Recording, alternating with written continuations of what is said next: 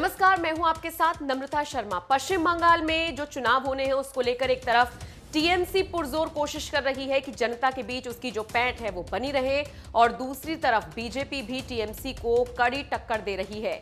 और झटके पर झटके टीएमसी को इस हिसाब से लग रही है क्योंकि न सिर्फ बीजेपी वहां पर अपनी सियासी बुनियाद को मजबूत कर रही है, बल्कि कई ऐसे बागी नेता हैं जो टीएमसी से रूठकर बीजेपी में शामिल हुए हैं। तो आप इसे एक तरीके से दोहरा झटका भी कह सकते हैं। एक तो नेता बागी हो रही हैं, और वो कहते हैं ना कि हर रावण का अंत करने के लिए एक विभीषण जरूर मौजूद होता है। तो कहीं ना कहीं ये जो नेता हैं जो बागी हो रही हैं पार्टी से, ये विभीषण का काम ही कर रही हैं। और फिर ममता के गढ़ में बीजेपी को तो ऐसे ही विभीषणों की तलाश थी जो उनको आराम से मिल रही हैं, बाहें फैलाकर मिल रही हैं। एक तरफ ममता को वो दगा दे रहे हैं और दूसरी तरफ बीजेपी का साथ दे रहे हैं। ऐसे में चुनावों के नतीजे तय करेंगे कि क्या कुछ होने वाला है। लेकिन इन सबसे पहले अमित शाह ने एक न्यूज चैनल के कॉन्क्लेव में ममता बनर्जी पर सीधा हमला बोला। उन्होंने ममता बनर्जी पर निशाना साधा और कहा कि मैं ममता सरकार को उखाड़ने आया हूं।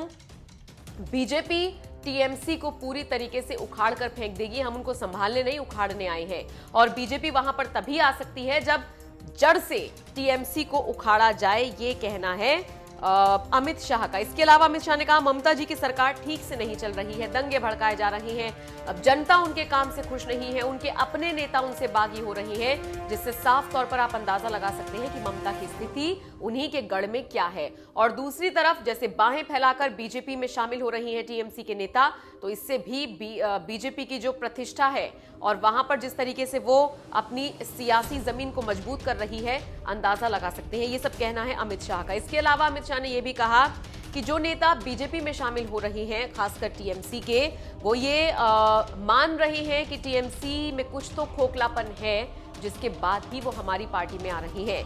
बीजेपी में आए नेताओं पर चल रहे मामले खत्म नहीं हुए, ये भी कहना है अमित शाह का।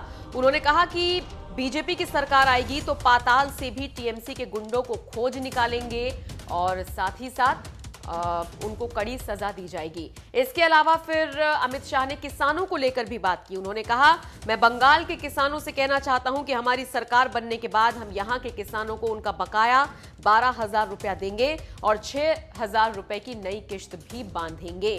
तो पूरे देश में किसानों को कृषि कानूनों को लेकर हो हल्ला मचा हुआ है, और मंच से अमित शाह ने साफ तौर पर कहा कि बंगाल के किसानों को वो राहत प्रदान करने जा रही हैं। कुल मिलाकर अब देखना होगा कि जितनी भी बयानबाजी हो रही है, जमीनी स्तर पर उतरकर बीजेपी किस तरह से काम करती है ताकि वो चुनाव जीत सके, या फिर ममता बनर्जी की पार्टी उन्हें कड़ी टक्कर देती है। आपको क्या लगता है, इस बार पश्चिम बंगाल में किसकी सत्ता आ सकती है? कौन सत्ता पर काबिज हो सकता है? क्या ममता बनर्जी कड़ी टक्कर देती हुई नजर आ सकती हैं अमित शाह को? जो भी आपका मानना हो, बीजेपी वर्सेस टीएमसी को लेकर अपनी राय कमेंट करके हमें जरूर बताएं।